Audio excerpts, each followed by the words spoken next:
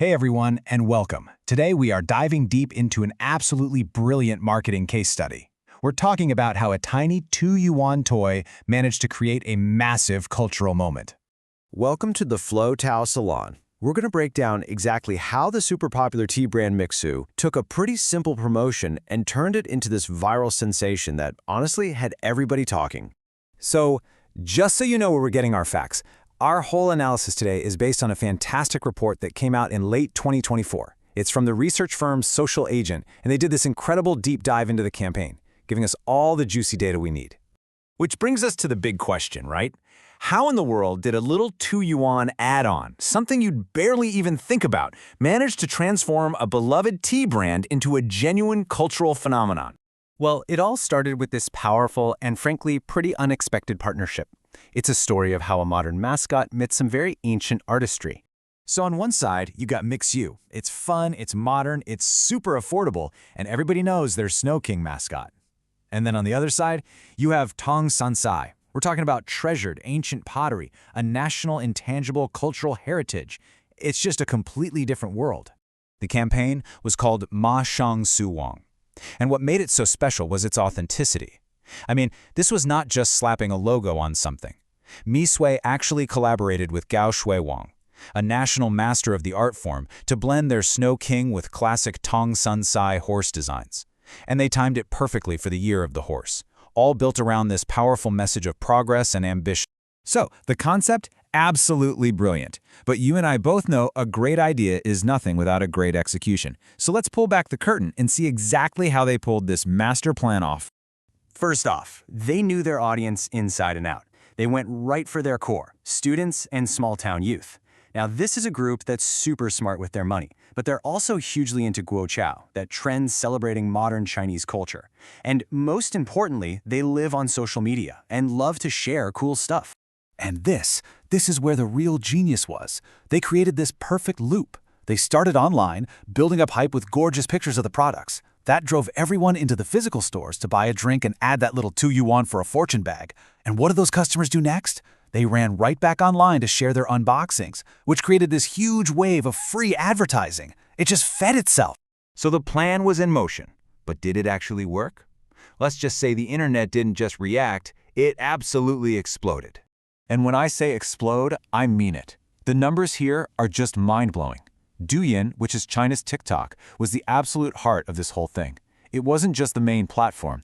It was basically the only platform that mattered, grabbing more than 2/3 of the discussion and a staggering 88% of all interactions. It just goes to show you how crucial that video-first strategy really was. Now, this is fascinating. Check this out.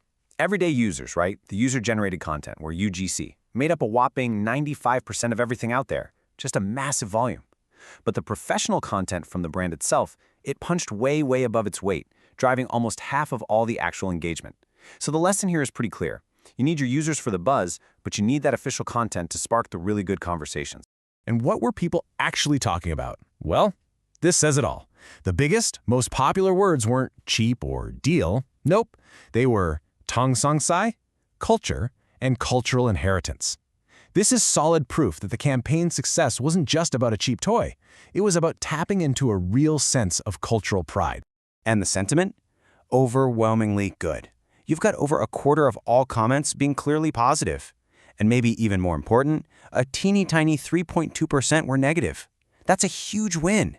That giant neutral slice, that's just people sharing information, which is exactly what you want to see in a healthy viral conversation.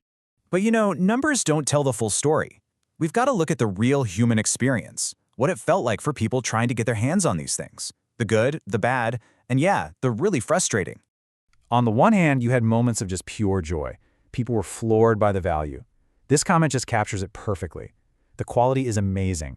This Snow King fridge magnet brought a whole day of joy.